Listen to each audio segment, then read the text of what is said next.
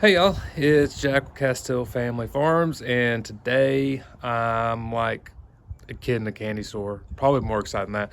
It's not really coming across, but I'm planting my fruit trees in bushes today. They have come in. Um, so I mail ordered these from an online nursery, and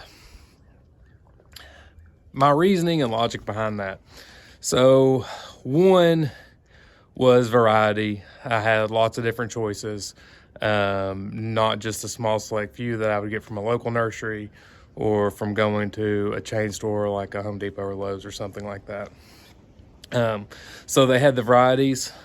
They also had different sizes. And so you can really choose whether you want basically a small stick to start with, all the way out to branch trees. And so it gave me the variety that I needed. I was a little hesitant. Phoebe's checking out our bushes there. Little hesitant because you don't quite know the quality that you're going to get.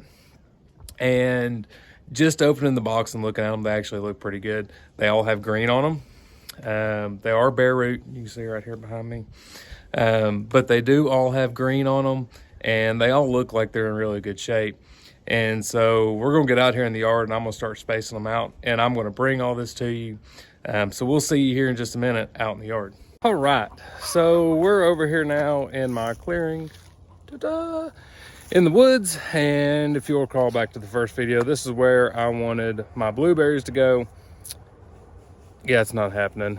They're going elsewhere. I've decided to go blackberries here. I've come over here multiple times. I don't think they're going to get the sun that they need to grow and be really productive. And part of the reason, hey, your tree's still there. I've done some work on it and could probably plant the blueberries. But I also wanted to plant my black raspberries over here, and they were going right there. There. So, not happening. Plan B. So we're going to put blackberries over here because we're in the woods, and I feel like this is where blackberries should grow. Also, blackberries can produce with less sun than other berries. They won't produce as much, but they're still able to produce when you have partial sun. So they're going to go over here. I still think they're going to get between 4 and 6 hours of sun. So they should produce. Hopefully they'll spread so I've got more plants, and we'll get blackberries. So they're going to go right here behind me. I've got two different types of blackberries that I'm going to be planting, Navajo and Natchez. Both of those, I believe, developed by the University of Arkansas. One of them, I'm gonna be honest, I can't remember which. Really should be more prepared for my videos here. One of them is going to ripen in June, one in July, so I should have a decent stand of blackberries there for a couple months. They're also both thornless, which was important to me because who likes thorns? So anyways, let me show you my plants. Here they are. Found them. So I just got 1-year-old blueberry or blackberries. I wasn't concerned about getting fruit from them. Blueberries later. Blackberries are super vigorous, and so I know I'll get some fruit from them next year. So not super worried about that, but they look good. Again, they're bare root. They ship them this way, which is fine. All of my plants look good. I kind of glossed over that a little bit. I was a little concerned about going from online, but again, the variety that they had, the different sizes, you could really tailor it to your budget and with the different varieties that you want.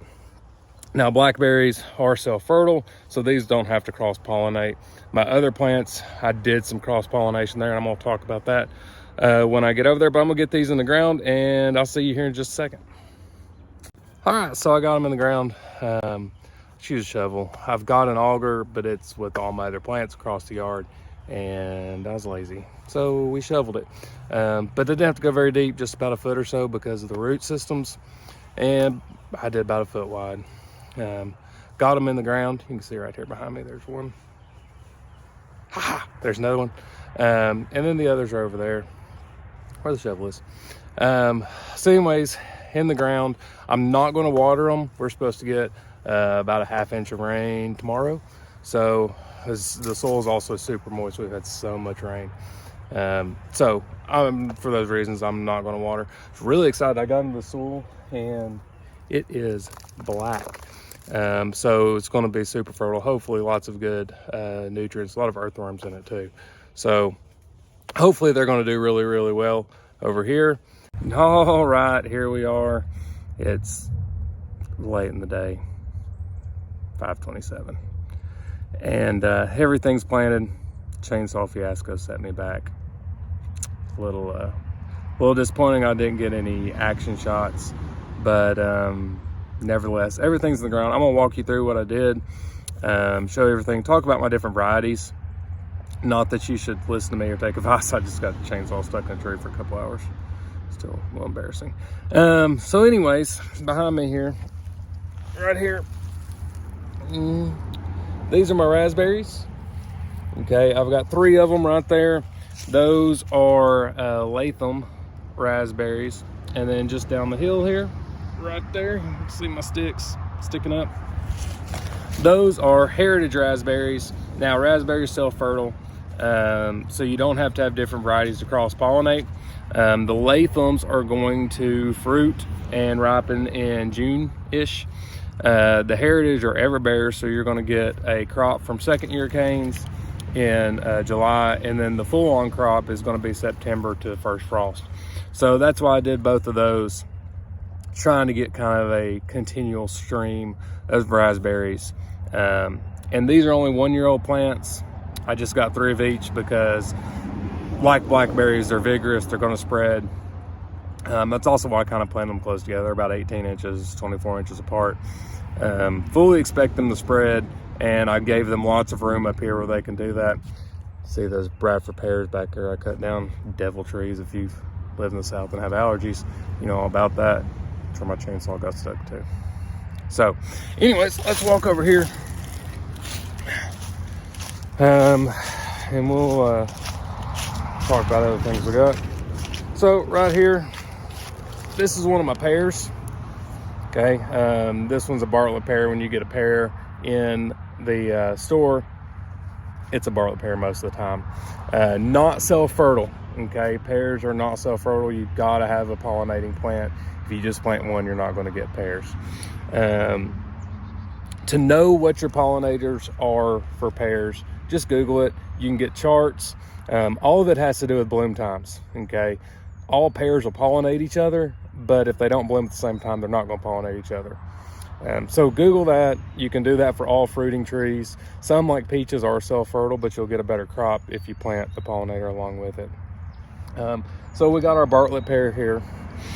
Okay, all my trees I tried to do about 20 feet apart. Here's my other one. This one is a Moonglow.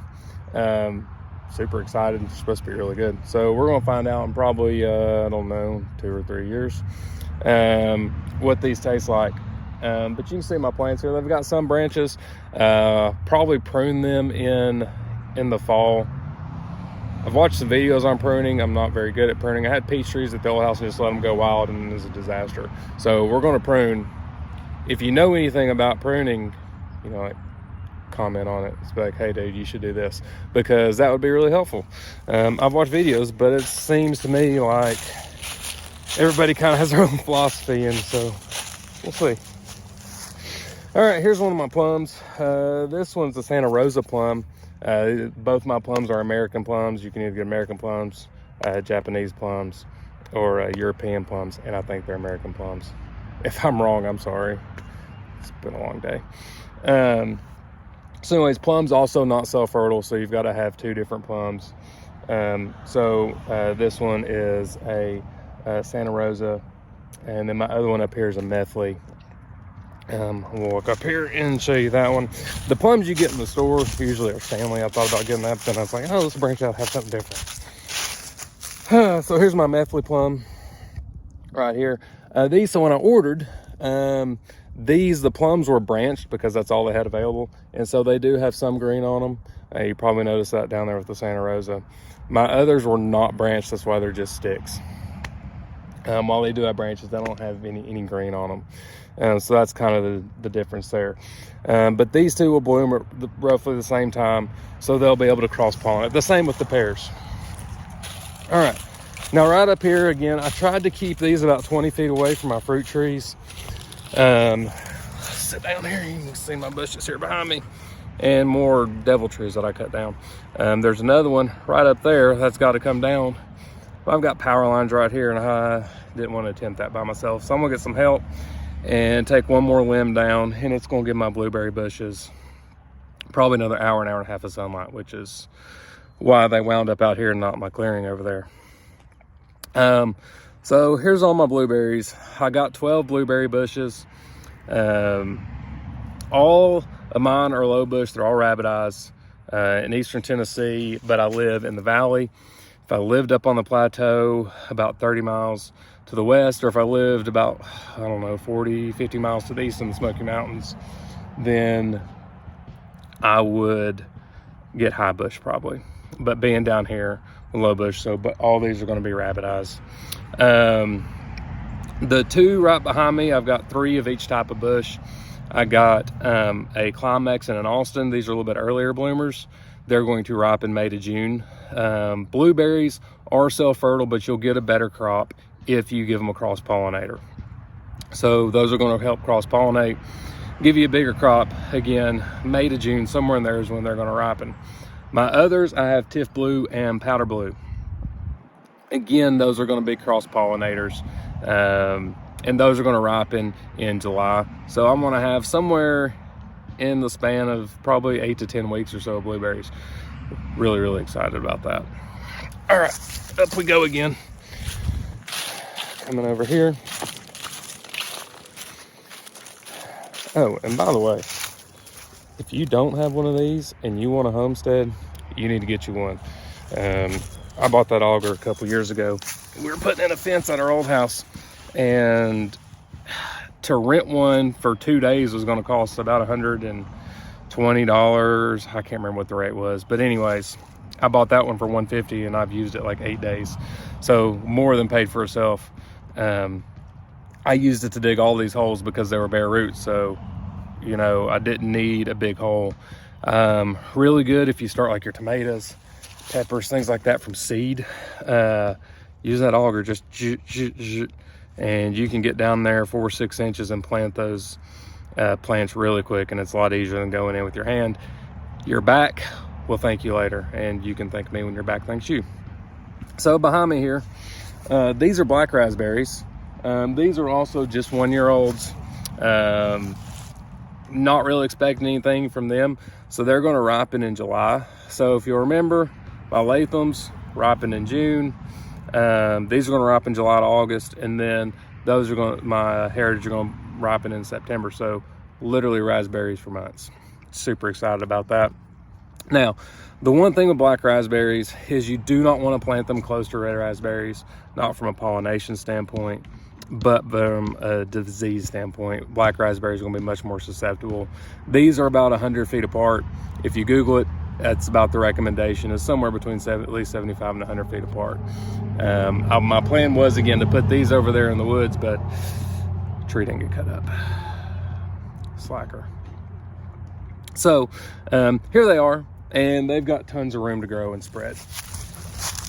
One more over here, and then we'll call it a day. Right here, this one stick, this was an impulse buy. This is an elderberry bush. It's just a 1-year-old. So it's going to be several years. I don't know if it's self-fertile or not. I've read both of them, that it is self-fertile and it isn't. So I've ordered another one so it can have a companion if it's not self-fertile. Anybody know that? Because I would love to know. But anyways, that's my orchard. And we'll keep checking back in on it and see how things are going. Again, I didn't water because it's supposed to rain like a 1/2 inch tomorrow. So thanks for watching, and we'll see y'all next time.